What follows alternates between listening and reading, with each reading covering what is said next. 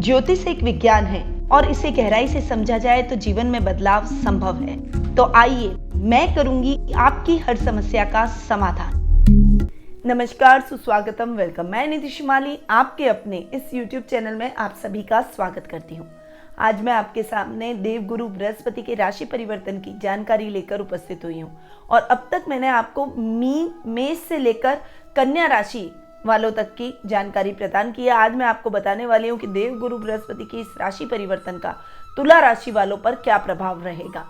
13 अप्रैल को देवगुरु बृहस्पति प्रातः 7:28 पर पूर्वा भाद्रपद नक्षत्र में कुंभ से मीन राशि में, जो कि उनकी खुद की राशि है, उसमें स्वग्रही होकर विराजमान होंगे। देवगुरु बृहस्पति का ये जो राशि परिवर्तन है ये सभी राशियों के लिए बहुत ही बढ़िया रहने वाला है, क्योंकि वे स्वग्रही होकर मीन राशि में विराजमान रहने वाले हैं और लगभग एक साल यानी 12 अप्रैल 2023 तक वे मीन राशि में स्वग्रही होकर विराजमान रहने वाले हैं।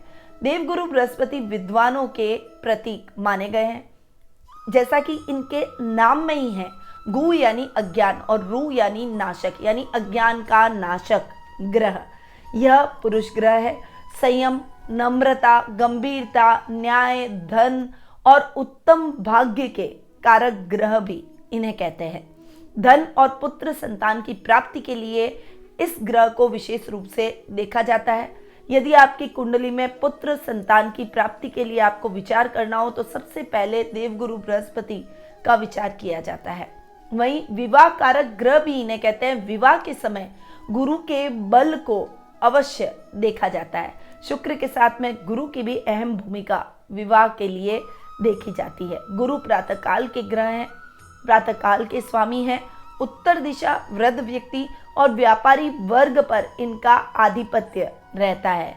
अगर कुंडली में पुरुष राशि में देवगुरु बृहस्पति विराजमान हो, पुरुष राशि से मेरा तात्पर्य है 1, 3, 5, 7, 9 और 11 नंबर की राशियां।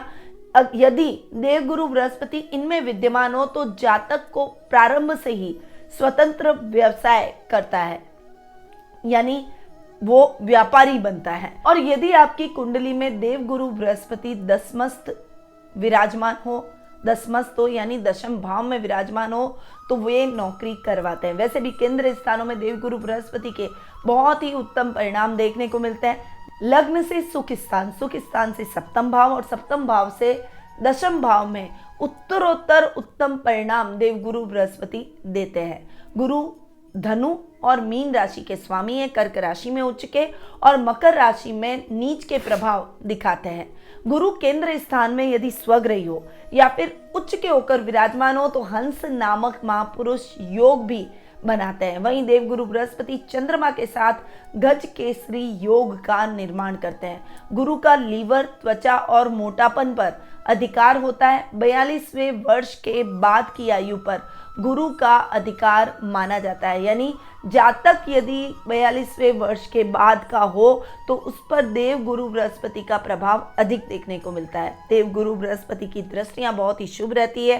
पंचम, सप्तम और नवम दृष्टि से जिस भी भाव को वे देखते हैं उस भाव के उत्तम परिणाम हमें प्राप्त होते हैं। तो ये है देवगुरु बृहस्पति की बेसिक कैरेक्टरिस्टिक।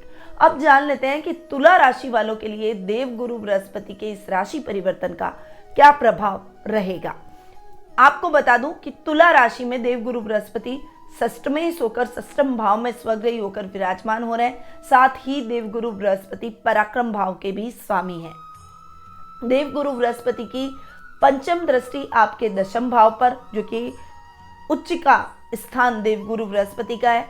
सप्तम दृष्टि आपके द्वादश भाव पर और नवम दृष्टि आपके द्वितीय भाव पर पड़ेगी। देखिए, देवगुरु बृहस्पति की दृष्टियां बहुत शुभ होती हैं। साथ ही चूंकि देवगुरु बृहस्पति स्वग्रही होकर आपके षष्ठम भाव में विराजमान हो रहे हैं तो देवगुरु बृहस्पति के रिजल्ट भी आपको उतने ही उत्तम देखने को मिलेंगे। स्वास्थ्य संबंधी समस्याओं में अब आपको आकस्मिक लाभ की प्राप्ति होती हुई दिखाई देगी, यानी उत्तरोत्तर आपका स्वास्थ्य उत्तम होता चला जाएगा। वहीं शत्रु पक्ष चाहकर भी आपका कुछ नहीं बिगाड़ पाएगा। आप अपने बुद्धिबल, चातुर्य और ज्ञान के दम पर अपने शत्रुओं को परास्त करने में सफल होते हुए दिखाई देंगे। ये समय आपके कर्जों से, आपको लोन से आपको मुक्ति दिलवाएगा। वहीं इस समय आप ज्ञान बांटने का काम करेंगे, यानी आपका प्रभाव क्षेत्र बढ़ता हुआ दिखाई देगा। कार्य क्षेत्र में आपको इसके बहुत ही उत्तम परिणामों की प्राप्ति होगी। ननिहाल से आपके संबंध और अधिक मजबूत होते हुए दिखाई देंगे। वहीं ननिहाल से आपको आर्थिक मदद के भी योग बनते हुए दिखाई देंगे। इस समय देवगुरु बृहस्पति अपने कार्यों में बहुत ही कुशलता पूर्वक आगे बढ़ेंगे, यानी आपको उन्नति के रास्ते तय करवाएंगे। वहीं पराक्रमेश होकर अपने से चतुर्थ जाकर देवगुरु बृहस्पति विराजमान हो रहे हैं, और इस समय स्वग्रही होकर जो देवगुरु बृहस्पति पराक्रम भाव से, पराक्रमेश का अपने से चतुर्थ जाकर बैठना और वो भी स्वग्रही होकर बैठना आपके पराक्रम में उत्तरोत्तर वृद्धि करेगा। भाई बहनों के साथ में आपके संबंध और अधिक मजबूत होते हुए दिखाई देंगे। पैतृक संपत्ति संबंधी विवाद आपसी बातचीत के द्वारा सॉल्व हो जाएगा। वहीं यदि पैतृक व्यवसाय आप साथ में करते हैं तो बड़े भाई बहनों का साथ, सानिध्य और समर्पण आपको प्राप्त होगा, जिससे आपका व्यवसाय उत्तरोत्तर उन्नति करेगा।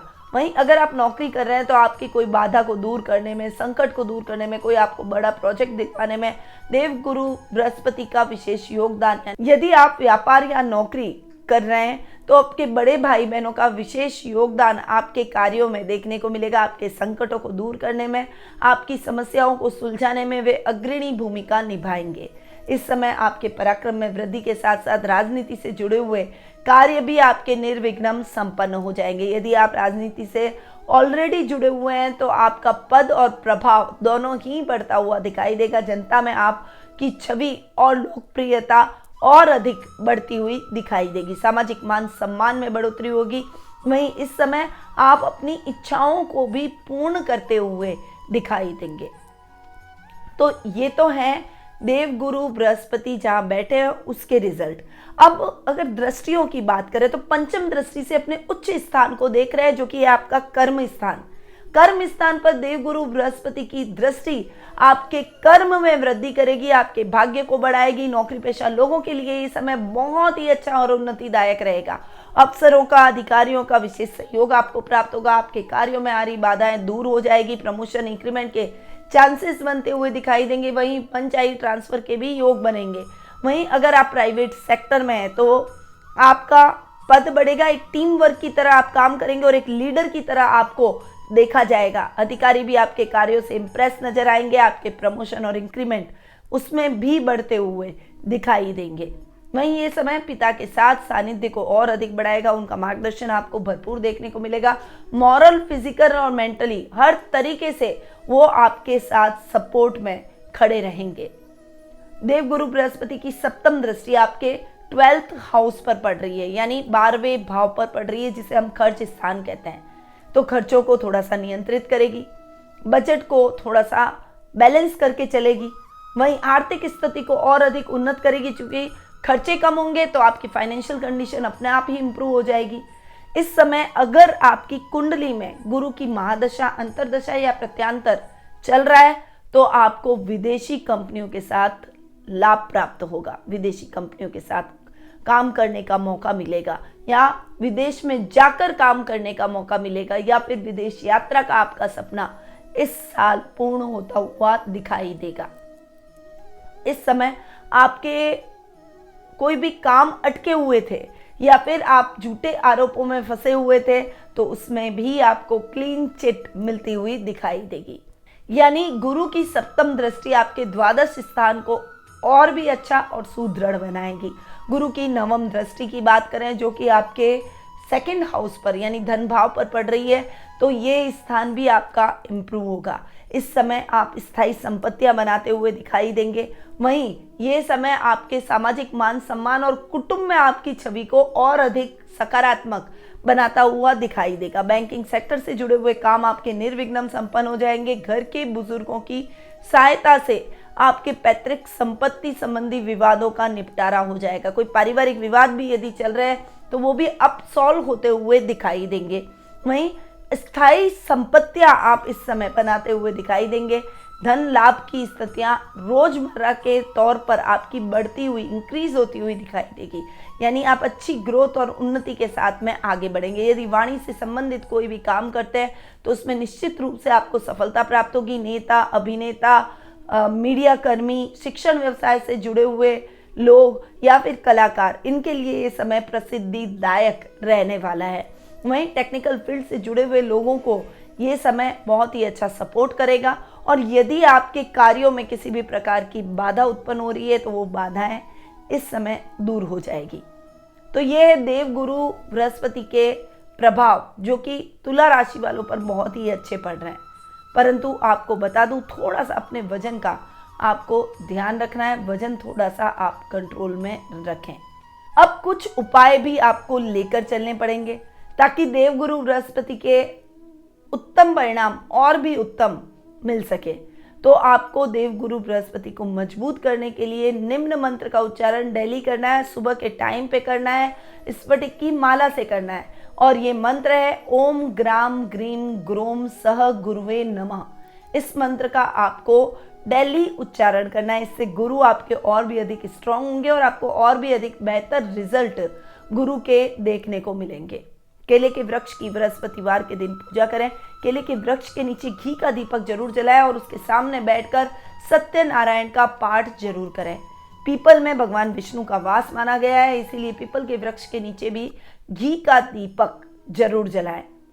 वहीं पीपल के पेड़ में रोज जल चढ़ाएं। इससे देवगुरु बृहस्पति और भी अधिक स्ट्रांग होंगे और आपको और भी उत्तम परिणामों की प्राप्ति करवाएंगे। परंतु ये जो मैंने उपाय बताए ये गोचर के हिसाब से बताए। जन्म कुंडली में देवगुरु बृहस्पति की क्या पोजीशन है, ये अगर आपको मालूम करना है, क्या स्थिति है, कौन से योग देवगुरु बृहस्पति बना रहे हैं और ग्रहों की स्थिति क्या है, किन की दृष्टियां गुरु पर पड़ रही है, गुरु की दृष्टियां आपके किन स्थानों पर पड़ रही है, वहीं गुरु नीच के है या उच्च के है, कौन से ग्रह आपकी कुंडली में नीच और उच्च के है, कौन से ग्रहों की युतियां आपकी कुंडली में शुभ है और कौन से ग्रहों की युतियां आपको अशुभ परिणाम दे रही है, या आपके फ्यूचर को लेकर आप चिंतित हैं, आपके मन में किसी भी प्रकार के प्रश्न हैं, तो आप घर बैठे ही आपके प्रश्नों का उत्तर मैं दूंगी टेलीफोनिक अपॉइंटमेंट के माध्यम से। कुंडली विश्लेषण आपकी पूरी कुंडली का एनालिसिस करूंगी, साथ ही आपके प्रश्नों के उत्तर भी दूंगी और जरूरत पड़ी तो ऐसे सटीक उपाय बताऊंगी जो कि आपके सफलता में 4 चांद लगा सके। तो देर किस बात की, आप स्क्रीन पे दिए गए नंबरों पर फोन कर सकते हैं और अपना अपॉइंटमेंट बुक करवा सकते हैं। अब मैं अपनी वाणी को यहीं विराम देती हूँ। स्वस्थ रहिए, व्यस्त रहिए, मस्त रहिए और हमेशा मुस्कुराते रहिए। जय श्री राधे कृष्णा।